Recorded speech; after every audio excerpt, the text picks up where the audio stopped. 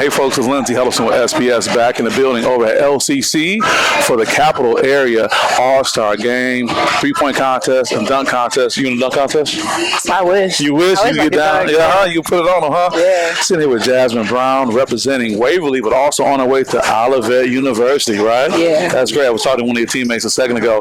So what does it feel like to be part of the All-Star Game? Honestly, I watched it last year and I was like, man, like low key, I want to be able to play it. So when Mike had texted me, I was like, oh, like okay, yeah.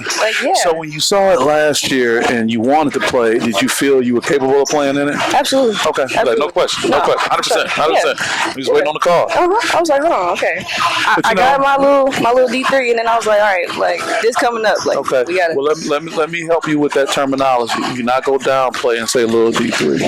Okay, we gonna get at all the props because first of all, right now with COVID, the COVID year and the portal, all very talented players are kind of limited in where they can go, and we not go downplay that. Okay, and I know that that's kind of like how society responds to D3 opportunities, but you playing while some people will be done. I am. Yeah. I almost didn't, so I'm very grateful that I had the opportunity to play. You know, like Coach reached out to me last minute, and I was like I got to take it because I was just gonna go to college and not play, and I was like, nah, I can't do that. Yeah, I was like, I gotta play. I was like, I gotta go somewhere. Good for you. Yeah, I just think that's something we got to talk about more and not downplaying whatever level it was because everyone thinks D1 is the end all be all, and that's just not the story for everybody right now, and we don't know what the future can hold. Yeah. So, talk about what it was like playing your last year at Waverly.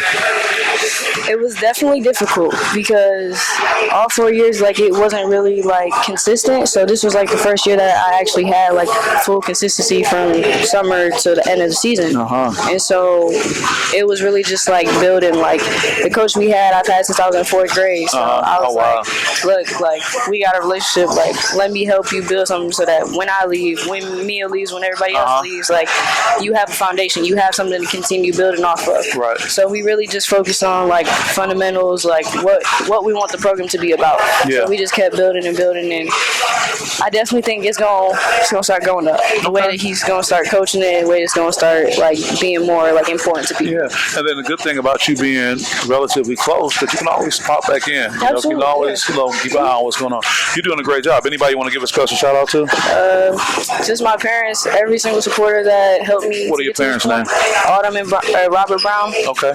Just every single Jamar Sutton, every single coach, every single parent, like that has been on my journey since 4th grade, since I was little. Like, thank you for like supporting me and watching me to this point. So. Yeah, you did a great job. Well, we want to keep an eye on you. We want to keep watching you go over to OU, Olivet University. Hey, and it's been a pleasure meeting you. Okay. Thank you. All right. With that being said, Lindsey Ellison with SPS. We'll see you next time. Peace.